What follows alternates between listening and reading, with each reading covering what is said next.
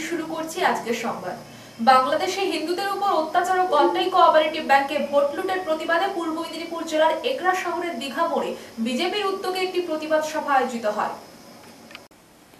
বাংলাদেশে হিন্দুদের উপর অত্যাচার ও কন্টাই কোঅপারেটিভ ব্যাংকে ভোট লুটের প্রতিবাদে পূর্ব মেদিনীপুর জেলার এগরা শহরের দীঘা মোড়ে বিজেপির উদ্যোগে একটি প্রতিবাদ সভা আয়োজিত হয়। এই মিছিলে উপস্থিত ছিলেন বিরোধী দলনেতা শুভেন্দু অধিকারী। এদিনের সভায় উপস্থিত হয়ে তৃণমূলকে তীব্র আক্রমণ করে বলে, কন্টাই কোঅপারেটিভ ব্যাংকের নির্বাচন কেন্দ্র এগরা থেকে জেলথানে সরিয়ে নিয়ে যাওয়া হয়েছে ভোট লুট করার জন্য। ওখানকার এক জেহাদি তৃণমূল নেতা আয়ুব খানের নেতৃত্বে লুট হয়েছে। আয়ুব খানকে হুঁশিয়ারি দিয়ে বলেন, আয়ুব বেটা, তুমি মুম্বাইতে ব্যবসা করো, ওখানে কোন সরকার আছে জানো তো? আয়ুবের ডিটেলস আমাকে দিবেন, কি করে দিয়ে সোজা করতে আছে। আমার নাম শুভেন্দু অধিকারী। পাশাপাশি এগরার বিধায়ক তরুণ মাইতিকে আক্রমণ করে বলেন, জানুয়ারি মাসে বালিগাঁয়ে একটি বড় সভা করব, শিক্ষক থেকে অধঃপতন হওয়ায় এগরার বিধায়ক তরুণ মাইতিকে হারাবো। ২৬ সালের নির্বাচনে হারাধন তরুণ মাইতির উত্তর পাবে। আপনাকে লোকসভায় হারিয়েছি, বিধানসভায়ও হারাবো, বলে বলে হারাবো, আপনারা যা খুশি করুন, সরাসরি চ্যালেঞ্জ এগরার বিধায়ককে। মহন্ত যোগী আদিত্যনাথজিকেও পার্লামেন্টে কানতে হয়েছিল জিহাদিদের আক্রমণে।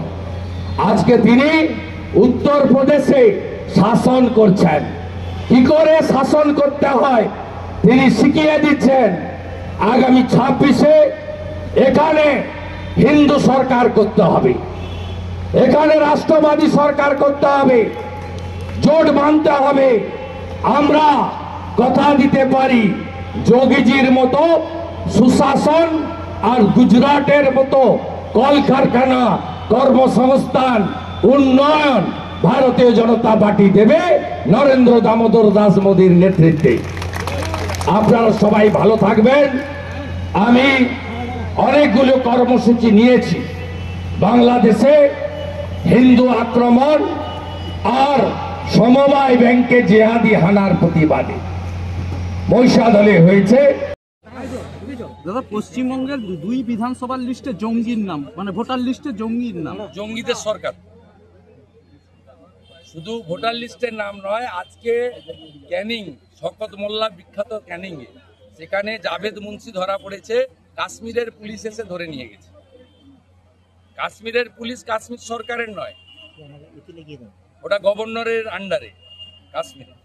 কাশ্মীরের পুলিশ এসে পাকিস্তানি জঙ্গিকে আজকে ধরেছে ক্যানিং থেকে। যে ক্যানিং এ সব ভোট তৃণমূল নেয় বা পায়। যেমন জেঠথানে গত লোকসভা ভোটে যেখানে লুট করলো ভোট, সেখানে 2টা ভোট সিপিএম পেয়েছে, বাকি সব ভোট তৃণমূল পেয়েছে। ওখানে আরেক জঙ্গি আয়ুব। গোটা রাজ্যটাই জঙ্গিদের হাতে, গোটা রাজ্যটাই জঙ্গিদের হাতে। এখানে পরিচয়পত্র বানিয়ে কি বড় ধরনের নাশকতার কোনো ছক ছিল? এরা ভোট দেয় তো। আমরা 2,33,27,000 ভোট পেয়েছি, সবটা হিন্দুদের ভোট এবং জনজাতিদের ভোট। তৃণমূল 2,75,00,000 ভোট পেয়েছে, তার মধ্যে 2 কোটি মুসলমানের ভোট আর 40 লক্ষ ছাপ্পা ভোট। ডায়মন্ড হারবারে কোনো লোককে, হিন্দু লোককে ভোট দিতে দেওয়া হয়নি। কেশপুরে কোনো হিন্দু ভোট দিতে পারেনি। পিংলার একটা মন্ডলে কোনো হিন্দু ভোট দিতে পারেনি। জেঠথানে একটা বুথে 727 তৃণমূল, 2 সিপিএম আর বিজেপি 0। এই মডেল। এখানে জঙ্গিদের সরকার চলছে। জঙ্গিদের সরকারের মুখ হচ্ছে সিদ্দিকুল্লাহ আর ফিরহাদ হাকিম, আর মুখোশ হচ্ছে মমতা ব্যানার্জি। আজকে ফিরহাদ হাকিম বলছে যে যেখানে বিএসএফ ঠিক মতন গার্ড দিচ্ছে না বা কেন্দ্রীয় স্বরাষ্ট্র মন্ত্রক, ওরা আগে জমি দিক, তারপরে বিএসএফ এর উপরে আঙ্গুল তুলবে। 72টা জায়গায় বিএসএফ কে জমি দিচ্ছে না। মোট বাংলাদেশ ভারতের বর্ডার হচ্ছে 4000 কিলোমিটার। তার মধ্যে মেঘালয়, ত্রিপুরা, আসাম বাদ দিলে পশ্চিমবঙ্গে হচ্ছে 2200 কিলোমিটার। 2200 কিলোমিটারের মধ্যে মমতা ব্যানার্জি এবং এর আগে সিপিএম জমি দিয়েছে। মোট যা জমি দিয়েছে 931 কিলোমিটারে, স্থল এবং জল মিলে, সেখানে জমি দেওয়া হয়নি। ফিরহাদ হাকিম একটা অশিক্ষিত, ফিরহাদ হাকিম আগে জমি যা চেয়েছে ভারত সরকার দিয়ে দিক, তারপরে বিএসএফ যদি কাঁটাতার দিতে না পারে, অনুপ্রবেশ আটকাতে না পারে, তখন কথা আওয়াজ তুলবেন, আমরাও সঙ্গ দেব। আমরা কেউ ভুল করলে তাকে গার্ড করি না। আমি নিজেই বলেছি যে আরজি করের কেসে বেলেবল সেকশনে চার্জশিট হতো, সিবিআই চাইলে দিতে পারে। তা সিবিআই মানেই তার সব কাজকে সমর্থন করতে হবে, বিএসএফ মানেই তার সব কাজকে সমর্থন করতে হবে, এটা আমরা ভারতীয় জনতা পার্টি বলে না, আমরা পশ্চিমবাংলার জনপ্রতিনিধিরা বলি না। আমরা কালোটা কালো বলি, সাদাটা সাদা বলি। আগে জমি দিন বিএসএফকে, তারপরে লেকচার মারবে। বাংলার আবাস যোজনার টাকা কেন্দ্রীয় সরকার না দিলেও এই রাজ্যের মুখ্যমন্ত্রী সাধারণ মানুষকে সেই টাকা দিয়েছেন। আর মুখ্যমন্ত্রীর কাজে খুশি এলাকার মানুষরা। মুখ্যমন্ত্রীকে ধন্যবাদ জানিয়ে বাইক মিছিল করল তৃণমূল। এদিন মেদিনীপুর শহরে তৃণমূল কংগ্রেসের উদ্যোগে এই মিছিল হয়। কয়েকশো বাইক মিছিলে অংশ নেয়। মেদিনীপুর সাংগঠনিক জেলা তৃণমূল যুব কংগ্রেসের উদ্যোগে জেলার প্রতিটা ব্লকে আজ বাইক মিছিল অনুষ্ঠিত হয়। নেতৃত্ব দেন জেলা যুব সভাপতি নির্মাল্য চক্রবর্তী সহ অন্যান্যরা। মুখ্যমন্ত্রী তোমায় জানাই ধন্যবাদ, ধন্যবাদ, ধন্যবাদ। বারবার মুখ্যমন্ত্রী তোমায় জানাই ধন্যবাদ, ধন্যবাদ, ধন্যবাদ। গরিব কৃষকের পাশে দাঁড়ানোর জন্য মুখ্যমন্ত্রী তোমায় জানাই ধন্যবাদ, ধন্যবাদ, ধন্যবাদ। আবাস যোজনার টাকা দিচ্ছে কে? মমতা ব্যানার্জি আবার কে? কেন্দ্রের বিরুদ্ধে গরিবের হয়ে বারংবার লড়াই করছে কে? মমতা ব্যানার্জি আবার কে? প্রশাসনকারী নরেন্দ্র মোদীর বিরুদ্ধে চোখে চোখ রেখে গরিবের পক্ষে লড়াই করছে কে? মমতা ব্যানার্জি আবার কে? বাংলার আবাসের পক্ষে লড়ছে। বাংলার মানুষজনদেরকে বাংলার বাড়ির প্রথম কিস্তির টাকা দিল এই বাংলার বাড়ির টাকা দিল এই গ্রাম বাংলার মানুষজনদেরকে বাংলার বাড়ির টাকা দেওয়ার জন্য মানবিক মুখ্যমন্ত্রীকে ধন্যবাদ, ধন্যবাদ। এই গ্রাম বাংলার মানুষজনদেরকে বাংলা আরে গোটা বিজেপির হারের পেছনে মিঠুনদার মতো পরিযায়ী মালপত্র দেয়, সেটা কে দেখবে? লকেট চ্যাটার্জিতে হারতেন এ তো সবাই জেনেছে, কিন্তু বাংলায় বিজেপির মোট সিট কমে গেছে, তৃণমূলের সিট বেড়েছে। এই মিঠুন চক্রবর্তীরা যেদিন থেকে এই দলবদলু সুবিধাবাদী বিশ্বাসঘাতকের রাজনীতি করেছেন আর তৃণমূলের বিরুদ্ধে কুৎসা করেছেন, বিজেপি হারছে এবং হারের দায় বাকিদের সঙ্গে মিঠুনবাবু বাতেলাবাজি করে বেরিয়েছেন। গরমকালে গরম শাল পরে বেরোতেন, তো তখন ডায়লগ মারার সময় খেয়াল ছিল না। সিপিএম এর দক্ষিণ 24 পরগনার জেলা সম্মেলন হয়েছে, সেই জেলা সম্মেলন থেকে 18 জন জেলা কমিটির সদস্য বেরিয়ে গেছেন, যার মধ্যে সুজন চক্রবর্তী। শুনুন, সিপিএম ব্যাপারটা বোঝার চেষ্টা করুন। শীতকালে সার্কাস আছে, বুঝেছেন? শীতকালে বাংলার একটা রীতি আছে, মাঠে তাঁবু পড়ে, সার্কাস আছে, জোকার খেলা দেখায়। সিপিএম ওটা একটা জুরাসিক পার্কে ডাইনোসরের জমানায় ছিল, তো ওদের মধ্যে গোষ্ঠীবাজি, বাংলা ওদের রিজেক্ট করে দিয়েছে। নিজেদের মধ্যে গোষ্ঠীবাজি, যে কটা লোক মিটিং মিছিল করে সেগুলো বাড়ি গিয়ে বিজেপিকে ভোট দেয়, ওদের কোনো দাম আছে না। রাজ্যের দমকল মন্ত্রীর বিরুদ্ধে হারোয়ার যিনি তৃণমূল নেতৃত্ব বিরুদ্ধে মন্তব্য করে, এটা কোনো বক্তব্য, কোনো স্থানীয় লোকাল কোনো ইস্যু আছে, দমকল মন্ত্রীর সঙ্গে কথা বললেই মিটে যাবে। বাকি নেতারা রয়েছেন, স্বাস্থ্য বীমা এবং জীবন বীমা, এটা মুখ্যমন্ত্রী বারবার বলেছেন, মমতা ব্যানার্জি এবং তৃণমূল কংগ্রেস, যে এটা সাধারণ মানুষ। এর উপর জিএসটি দিলে আপনার আমার মধ্যবিত্ত, নিম্নবিত্ত, সাধারণ মানুষ স্বাস্থ্য বীমা আর জীবন বীমা, এটা মানুষের আর্থিক এবং সামাজিক সুরক্ষার বিষয়। কেন্দ্রীয় সরকার তার উপর জিএসটি দিয়ে তাদের বিপদে ফেলে দিচ্ছে। আমরা বলছি সরাও, ওরা সরাচ্ছে না, আমাদের প্রতিবাদ থাকছে। এই বিষয়টা নিয়ে কি আন্দোলন হবে? আমরা তো যে কোনো মিটিং মিছিল এগুলো তো হাইলাইট করছি, আবারও করবো, এটা তো আমরা করতেই থাকবো। দিল্লিতে সংসদের ভেতরে, সংসদের বাইরে আমরা বারবার বলছি, জনবিরোধী আর্থিক নীতি নিয়ে সাধারণ মানুষের ক্ষতি করছে ভারতীয় জনতা পার্টি। Thank you. রবিবার সবং ব্লকে তেমাথানি বাজারে ভারত জাকাত মাঝি পরগনা মহল, সবং মুলুক ও পিংলা ইউনিট মিলে সাঁওতালি ভাষা দিবস উদযাপন হয়। রবিবার সবং ব্লকে তেমাথানি বাজারে ভারত জাকাত মাঝি পরগনা মহল, সবং মূলক ও পিংলা ইউনিট মিলে সাঁওতালি ভাষা দিবস উদযাপন হয়। আজকের দিনে সাঁওতালি ভাষা সংবিধানে 8ম শিডিউলে স্বীকৃতি পেয়েছিল, যুক্ত হয়েছিল 2003 সালে। পণ্ডিত রঘুনাথ মুর্মু দাবি করেছিলেন, অলচিকি হরপ ও সাঁওতালি ভাষাকে স্বীকৃতি দিতে হবে। আজকের দিনে বিজেপি স্বরাষ্ট্রমন্ত্রী লোকসভায় দাঁড়িয়ে যখন সংবিধান রচয়িতাকে অপমান করে, অসম্মান করে আদিবাসী ভাই বোনের অনুরোধ করা হয়, এই মঞ্চ থেকে গর্জে উঠুন বাংলা মুখ্যমন্ত্রীর সঙ্গে গলা মিলিয়ে বলুন, বাবা সাহেব আম্বেদকরকে অসম্মান করা যায় না, যাবে না। অসম্মান করলে সমস্ত আদিবাসী এক হয়ে লড়াই করবে। আমাদের রাজ্যের মাননীয় মুখ্যমন্ত্রী মমতা ব্যানার্জি আদিবাসী ভাই বোনেদের প্রতি অত্যন্ত শ্রদ্ধাশীল এবং সহানুভূতির সঙ্গে তাদের দাবি দেওয়া, তাদের জীবন জীবিকাকে শ্রদ্ধা করেন। তাই মোতাবেক পশ্চিমবঙ্গের বিভিন্ন ব্লকে যেখানে যেখানে আদিবাসীদের জনবসতি বেশি, সেই জায়গায় সাঁওতালি ভাষায় অলচিকি হরফে শিক্ষা প্রতিষ্ঠান ইতিমধ্যে গড়ে উঠেছে। আরও এগোবে। একই সঙ্গে সাঁওতালি পরিবারের ছেলেমেয়েরা যাতে উচ্চশিক্ষার সুযোগ পায় তার সব রকম ব্যবস্থা তিনি গ্রহণ করেছেন। ইতিমধ্যে বিভিন্ন একলব্য স্কুলে পড়াশোনার ব্যবস্থা করেছেন এবং তা আস্তে আস্তে করে এগিয়ে চলছে। জেলার ঘাটাল এবং ইতিমধ্যে সরকারের খরচে আদিবাসীদের বিদ্যালয় গড়ে উঠেছে। বিভিন্ন কলেজে অলচিকি ভাষায় ছাত্রছাত্রীদের পড়াশোনার ব্যবস্থা করা হয়েছে এবং বিদ্যাসাগর বিশ্ববিদ্যালয়ে উচ্চশিক্ষার জন্য সাঁওতালি ভাষায় পড়াশোনার ব্যবস্থা করা হয়েছে।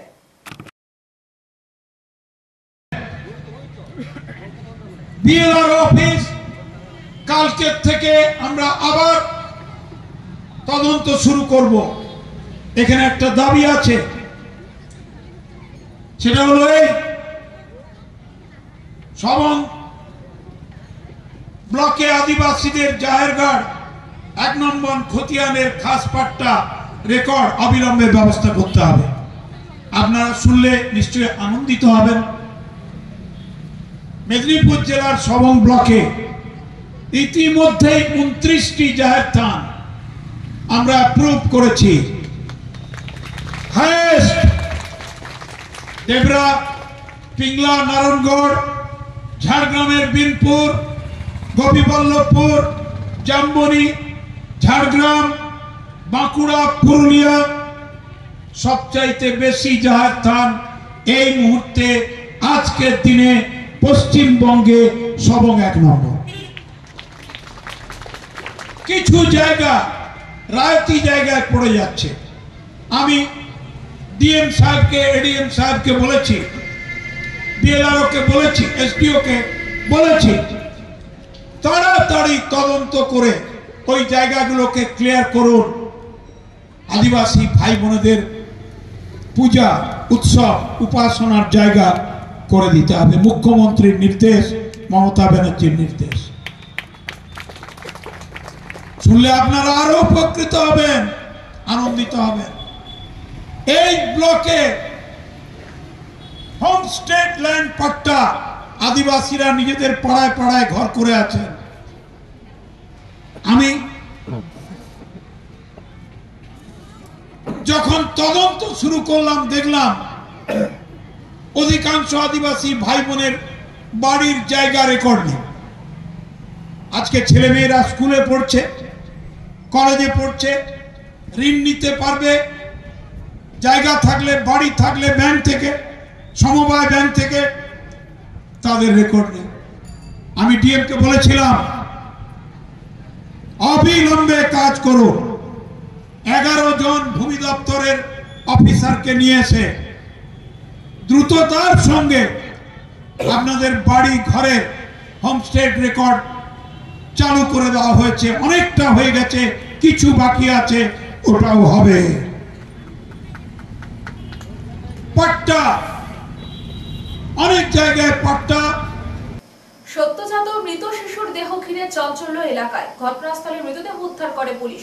একাধিকবার প্রশাসনের তরফ থেকে বিভিন্ন জায়গায় ভ্রূণ হত্যা বন্ধ করার জন্য সচেতনতামূলক শিবিরের আয়োজন করা হয়, কিন্তু তাতেও সচেতন হচ্ছে না সাধারণ মানুষেরা।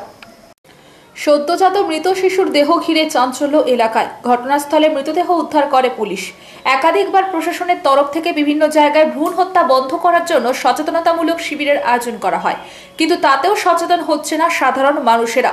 রবিবার সকালে পূর্ব মেদিনীপুর জেলার তমলুক থানার চাপ বসান গ্রামের দাসপাড়া এলাকায় একটি পুকুরে অস্বাভাবিক কিছু ভাসতে দেখে বাঁশ দিয়ে উপরে তুলে আনলে দেখা যায় একটি মৃত শিশুর দেহ। এরপরে এলাকায় চাঞ্চল্যের ছড়িয়ে পড়ে। ঘটনার খবর দেওয়া হয় তমলুক থানায়। ঘটনাস্থলে তমলুক থানার পুলিশ গিয়ে দেহ উদ্ধার করে ময়নাতদন্তের জন্য নিয়ে যায় Tamralipta government medical college and হাসপাতালে। কিন্তু এত গ্রামের ভেতরে এই পুকুরে কোথা থেকে এলো মৃত শিশুর দেহ, উত্তর দিতে পারছেন না এলাকার বাসিন্দারা। আগামী দিনে যাতে এই ধরনের ঘটনা না আর ঘটে, তাই পঞ্চায়েত ও পঞ্চায়েত সমিতির পক্ষ থেকে নজর রাখা হবে এবং স্থানীয় প্রশাসনের দ্বারস্থ হয়েছে যাতে সঠিক তদন্ত হয়, এমনটাই জানিয়েছেন পঞ্চায়েত সমিতির ভূমি কর্মাধ্যক্ষ প্রদ্যুৎ মাঝি। কি বলবেন এই ধরনের ঘটনা, কি বলবেন? বলবো যে এটা যে করেছে সে অবশ্যই ভুল করেছে, এটা তার করা উচিত হয়নি একদমই।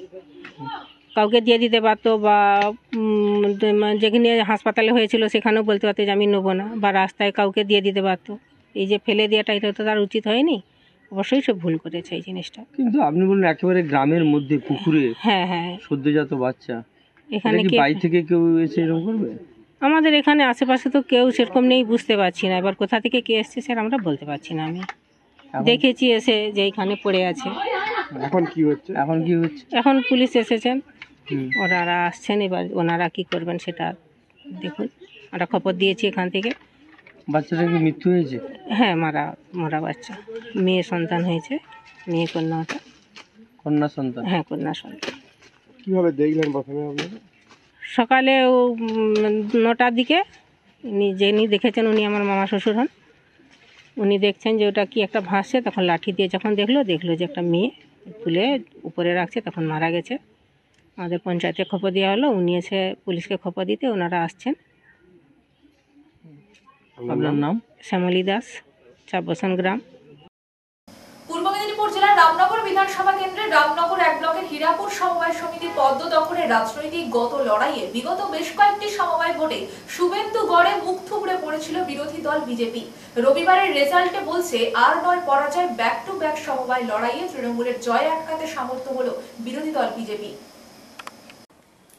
পূর্ব মেদিনীপুর জেলার রামনগর বিধানসভা কেন্দ্রের রামনগর 1 ব্লকের হীরাপুর সমবায় সমিতি পদ্ম দখলের রাজনৈতিক গত লড়াইয়ে বিগত বেশ কয়েকটি সমবায় ভোটে শুভেন্দু গড়ে মুখ থুবড়ে পড়েছিল বিরোধী দল বিজেপি। রবিবারের রেজাল্ট বলছে আর নয় পরাজয়, ব্যাক টু ব্যাক সমবায় লড়াইয়ে তৃণমূলের জয় আটকাতে সামর্থ্য হলো বিরোধী দল বিজেপি। শনিবার রামনগর বিধানসভার হীরাপুর সমবায় সমিতির মনোনয়নকে ঘিরে সকাল থেকে মোতায়েন ছিল ব্যাপক সংখ্যক পুলিশ। হীরাপুর সমবায় কৃষি উন্নয়ন সমিতির মোট আসন সংখ্যা 41। বিকেল নাগাদ জানা যায় বিনা প্রতিদ্বন্দ্বিতায় এই সমবায় সমিতির 27টি আসন পায় বিরোধী দল বিজেপি সমর্থিত সদস্যরা। এরপরই প্রবল উল্লাসে ফেটে পড়েন বিজেপি সমর্থিত কর্মী সমর্থকরা। জেতার আনন্দে গেরুয়া আবির মেখে জয় শ্রীরাম ধ্বনি তুলে উল্লাসে মারতে দেখা যায় বিজেপি কর্মী সমর্থকদের। জানা যায় পূর্ব মেদিনীপুর জেলার রামনগর বিধানসভার হীরাপুর সমবায় কৃষি উন্নয়ন সমিতির 41টি আসনের 27টি আসনে বিনা প্রতিদ্বন্দ্বিতায় জয়ী হয়ে এই সমবায় সমিতির বোর্ড গঠন করে বিজেপি সমর্থিত প্রার্থীরা। বিরোধীদের দাবি এটা উঠে দাঁড়ানোর লড়াই, আগামী বিধানসভার ভোটেও এইভাবেই গোহারা হারবে তৃণমূল। এখানে আমরা 41টা ডেলিগেট সিটের ভেতরে আমরা 27খানা জিতেছি, সেখানে তৃণমূল 14খানা পেয়েছে। এখানে বোর্ড আমরা গঠন করব এবং আমি একটা কথা বলে দিতে চাই, রামনগরে রামের রাজত্ব হবে, রাম রাজ করবে। এখানে ভারতীয় জনতা পার্টি এখানে জয়ী হবে। আগামী 26-এর অ্যাসেম্বলি ইলেকশনে আমরা রামনগর বিধানসভাতে 50,000-এর বেশি ভোটে আমরা জিত হাসিল করব। রামনগর রামের হয়ে থাকবে, কোনো রকম আর কোথাও টিএমসি যারা আজকে পাকিস্তানের কথা বলে, যারা বাংলাদেশে চলে যাওয়ার কথা বলে, রামনগরের মানুষ রামের সাথে ছিল, আছে এবং আগামী দিনে থাকবে। ধন্যবাদ। ভারত। ধ্রুপদী হেরিটেজ রিসার্চ ফাউন্ডেশনের উদ্যোগে বেলদায় কবি জীবনানন্দ দাশের পূর্ণাবয়ব মূর্তি উন্মোচিত হলো রবিবার। ধ্রুপদী হেরিটেজ রিসার্চ ফাউন্ডেশনের উদ্যোগে বেলদায় কবি জীবনানন্দ দাশের পূর্ণাবয়ব মূর্তি উন্মোচিত হলো রবিবার। এই অনুষ্ঠানে 2টি শিল্প প্রদর্শনীরও উদ্বোধন হয়। উদ্বোধক কবি কালীকৃষ্ণ গুহ সহ সাহিত্যিক নলিনী বেরা, গবেষক লায়েক আলী খান, কবি নিতাই জানা সহ বিশিষ্টজনেরা কবি জীবনানন্দ দাশের জীবনের নানা দিক নিয়ে আলোচনা করেন। মঞ্চে ধ্রুপদী পত্রিকার কবি জীবনানন্দ দাশ বিশেষ সংখ্যা প্রকাশিত হয়। অতিথিদের হাতে এই সংখ্যা তুলে দেন ধ্রুপদী হেরিটেজ ফাউন্ডেশনের সম্পাদক কার্তিক মাইতি। এখন দুটি ভিন্ন অঙ্গিকে গ্রাম গ্রামান্তর থেকে মুড়ি বেঁধে বেলুন গাড়ি করে মানুষ আসতেন সেই যাত্রা দেখা। প্রদর্শনী কখনই উন্মোচন করেছেন সঞ্জয় করা, শিল্পী সঞ্জয় করা। একটু কাটি স্যারকে আসতে বলুন, স্যারকে আসতে বলুন, উপরে স্যারকে উপরে আসতে বলুন।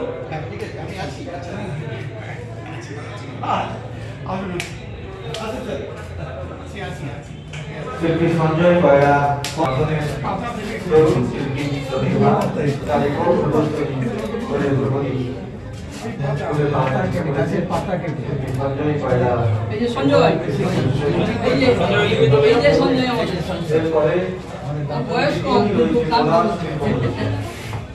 পাতাগুলো শুকিয়ে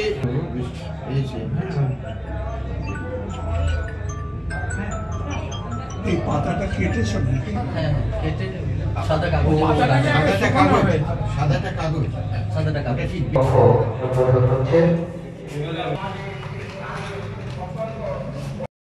সবাই ধ্রুপদী রেডিও রিসার্চ ফাউন্ডেশনের সমস্ত সদস্যদের আমি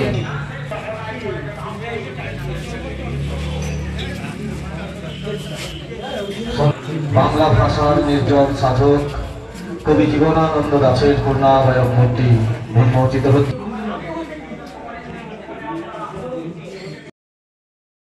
দেবাশিস আপনি আছেন। বেলদাতে যাত্রা উৎসবের উদ্বোধন হলো বর্ণাঢ্য শোভাযাত্রার মধ্য দিয়ে। পশ্চিম মেদিনীপুরের নারায়ণগড় ব্লকের বেলদাতে 10 দিন ব্যাপী যাত্রা উৎসব আয়োজন করা হয়েছে। এই উৎসবে 10 দিনে প্রতিদিন সন্ধ্যায় একটি করে যাত্রাপালা আয়োজিত হবে বেলদা রাইস মিল ময়দানে। রবিবার উক্ত যাত্রা উৎসবের উদ্বোধন হলো বর্ণাঢ্য শোভাযাত্রার মধ্য দিয়ে। শোভাযাত্রার পরে একটি অনুষ্ঠানের মধ্য দিয়ে সূচনা হয় যাত্রা উৎসবের। সূচনা করেন নারায়ণগড়ের বিধায়ক সূর্যকান্ত অট্ট।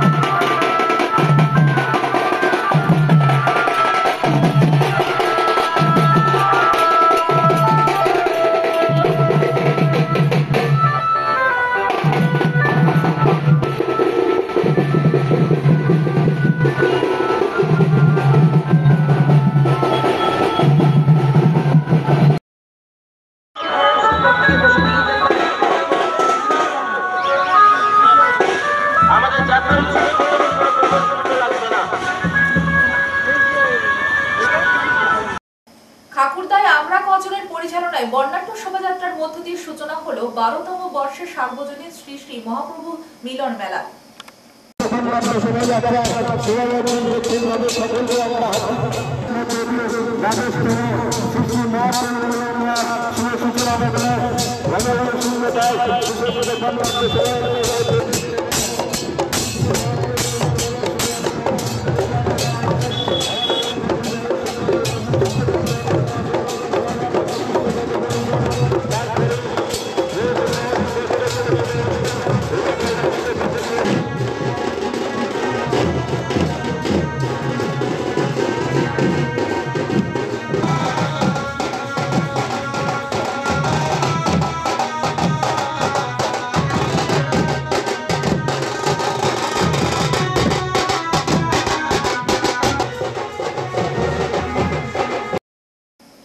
মন্দারমণিতে যুবকের মৃত্যুকে ঘিরে নানা রহস্য দেখা দিয়েছে। পুলিশ গ্রেপ্তার করেছে সঙ্গে থাকা দুজনকে।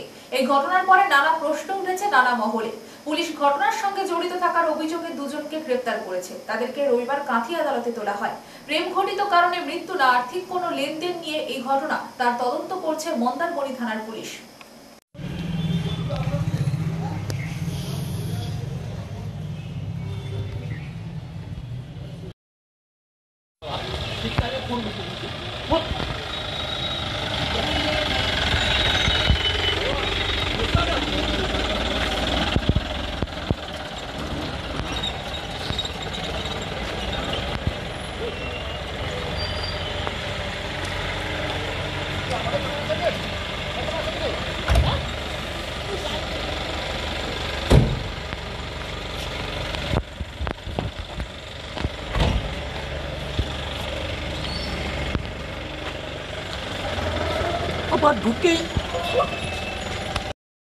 সংবাদ এই পর্যন্ত। নমস্কার।